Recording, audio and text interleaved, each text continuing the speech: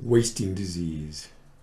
I spent many long hours growing dull in front of the big screen, flipping channels idly with my mind completely disengaged. I wasted years of precious brain cycles simply wanting something new. Cars, clothes, electronics, or homes, it was but the lust that mattered. I sat chewing salty snacks like a vacuous bipedal ruminant, a few calorie-laden morsels at a time, just keeping my mouth moving. I drove nearly everywhere except within my home, a soft, fat white worm encased in a manufactured plastic shell. I always spent everything I made and then charged even more. Now, growing old, I seek assistance from my government and family. I knew my God had decreed I should go forth and procreate. I raised up a lot of vapid half-wits, simply venal but quite loudly proud. I was certainly blessed by God, as the politicians often called for. The world owed me a living, and I glowed like a fat, bright star. I steadily gained weight and became less active all the time. Finally injured at some banal pursuit, I gave up even trying anymore. I found the local newspaper to be my highest reading level.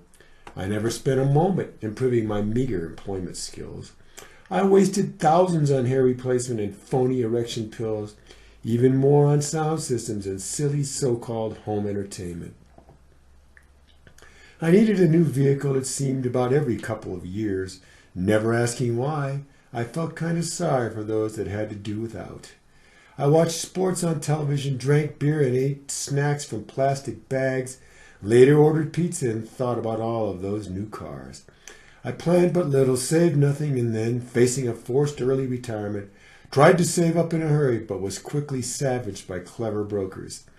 I tried with desperation to retain the promise of my youth, yet the more I spent perversely, the more quickly that it worsened. I could not find our country's enemies on a simple map of the world, yet I supported their extinction in wars marketed alongside other ads. I bought my meat wrapped in styrofoam, laid out in plastic holders, cursing the bloody tree huggers who might cost me a nickel more.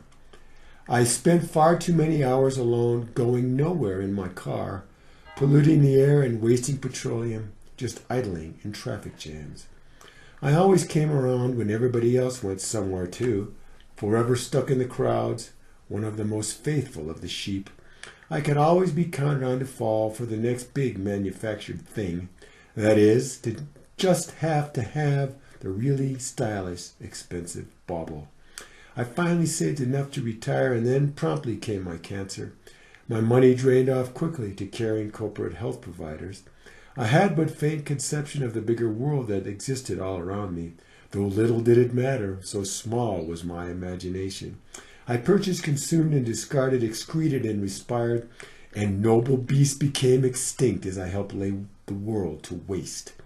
I smoked, I drank, gambled, shopped, prayed, and pledged allegiance, and I found my life's true meaning, raising offspring up just like me.